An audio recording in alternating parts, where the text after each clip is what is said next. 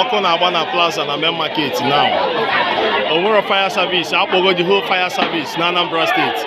A na-ekwu na ha enwero mmiri. Wazanụ m isi na traders na-akwụ ụgwọ tax, na-akwụ ụgwọ storage fee na Anambra State. Ka ezi isi na-enwe leader in Anambra State. Ọkụ na-agba na Plaza now na main market. No fire service, akpọgo the whole okwu even Ọka.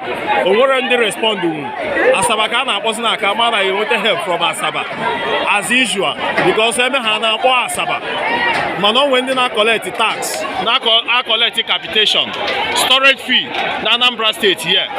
Mana normal things ekwesị provide the traders, they are not doing it. They are not doing it. Na ngwa ahịa mmadụ ya na-akwụ tax to Anambra State government. Na ngwa ahịa na-agba ọkụ ihe a. Na ngwa ahịa bụ ihe na-agba ọkụ ihe a.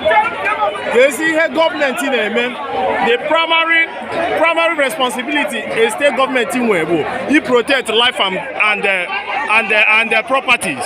Gịnị na-emezi na Anambra State? Anyị aka nwezikwa leader here. What is happening? Ngwa ahịa mmadụ na-agba ọkụ ihe a. No help from state government, even local government. No help. No help. Echikita akpọrọ tout, but ime ahịa na ndị mmadụ ego storage fee, na ndị mmadụ ego capitation, na ha ego nke a na ego nke ọzọ, tax and all that. A na-asị ego elutuo ya. They will not use it and develop the community as they generate those money. Na ngwa ahịa mmadụ na-agba ọkụ. Traders na Anambra State na-atazi afọ as if na abụ strangers in their land. Na ngwa ahịa mmadụ na ahịa mmadụ enwere leaders here. Wee chairman na-achị ime ahịa, wee chairman na-achị line.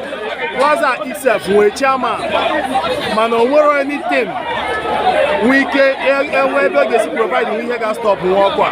Up till now, ọkụ agbago almost 2 hours now.